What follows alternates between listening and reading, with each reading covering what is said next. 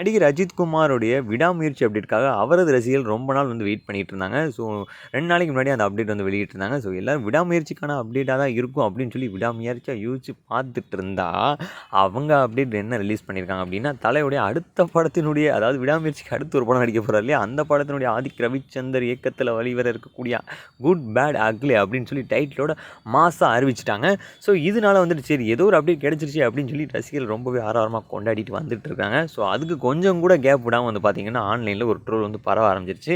என்ன அப்படின்னு பார்த்தீங்கன்னா, இது வந்து ஒரு இங்கிலீஷ் படத்தினுடைய ஒரு டைட்டில். ஏங்க உங்களுக்கு வேறு டைட்டிலே இல்லையாங்க, எதுக்குங்க இந்த மாதிரி ஒரு டைட்டில் சூஸ் பண்ணீங்க அப்படின்னு சொல்லி தல ரசிகர்களில் பாதி பேர் வந்து கிண்டல் பண்ணிட்டு வந்துட்டு இருக்காங்க. அவங்க படக்குழுவையும் பாதி பேர் வந்து கிண்டல் பண்ணிட்டு வந்துட்டு இருக்காங்க. இதனாலே வந்து பார்த்திங்க அப்படின்னா நல்ல ட்ரோலாக வந்து டைட்டிலே வந்து நல்ல ட்ரோல் வந்து ட்ரோல் மெட்டீரியலாக மாறிடுச்சு அப்படின்னு சொல்லி நிறைய பேர் கிண்டல் பண்ணிட்டு வந்துட்டு இருக்கிறாங்க. ஸோ இதுக்கெல்லாம் பதிலடி கொடுக்குற விதமாக வந்து படத்தோட கதையம்சம் இருக்குமா இல்லையான்றதை வெயிட் பண்ணி பார்க்கலாம்.